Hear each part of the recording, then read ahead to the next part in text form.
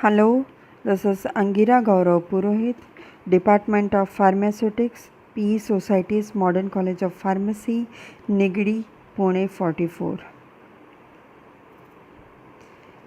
In this video, we are going to see introduction of microencapsulation. So, microencapsulation is defined as a process by which solid, liquid, or gases may be encoded into microparticles by formation of thin coating of wall material around the substance.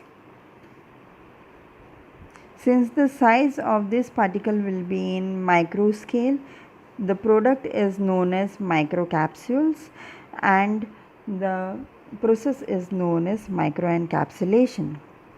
The microcapsules which are obtained can be classified into mononuclear microcapsules, polynuclear microcapsules, and matrix. The mononuclear microcapsules, as the name suggests, will have a single core and it will be coated by the coating material. Whereas in polynuclear microcapsules, as the diagram suggests, it will have many tiny cores and this cores will be covered by the single coating material. Whereas in matrix, the core material is uniformly dispersed into the coating material and such the microcapsules are formed.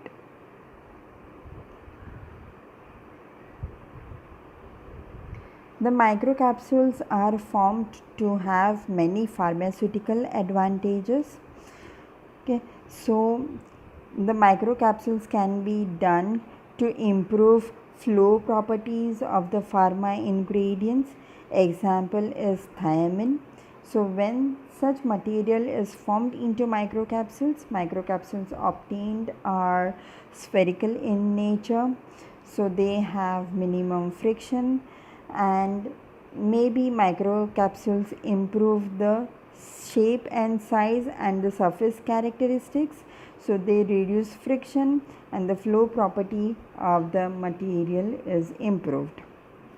It may be used to enhance solubility. The examples are vitamins. They are highly susceptible to degradation by environmental factors.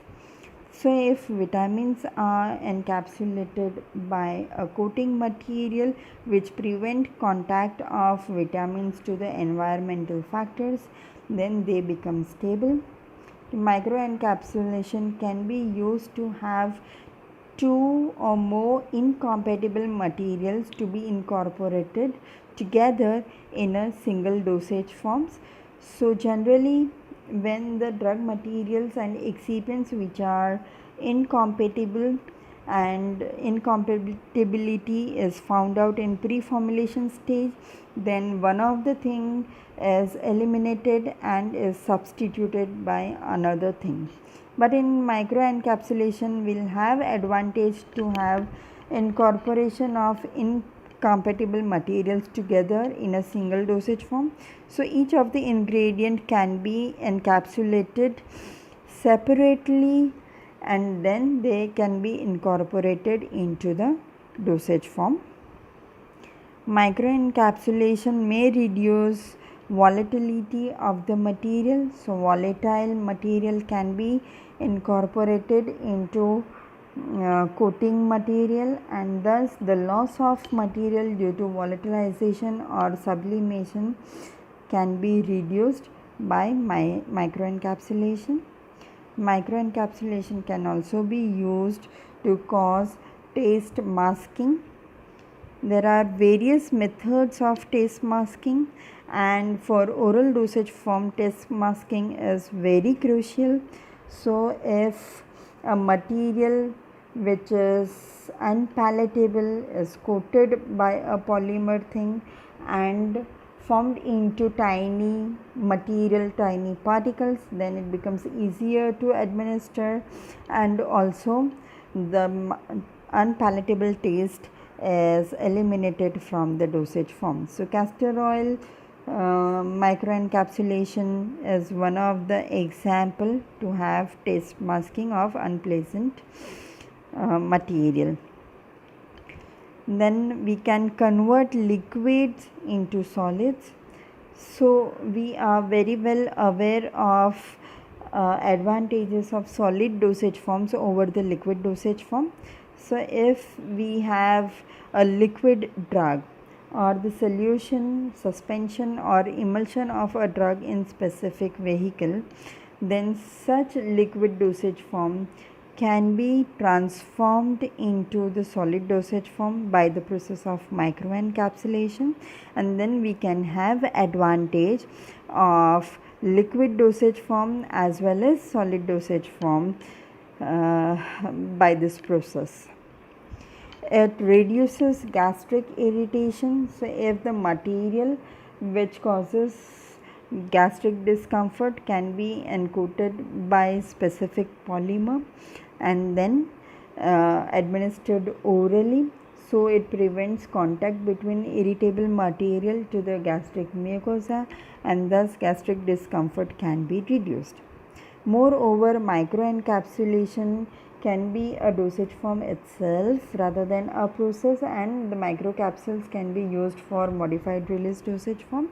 So microcapsules, if they are coated by bioadhesive material, then they can be used as mucoadhesive drug delivery systems, and thus they can prolong the contact time of the dosage form at the site of action.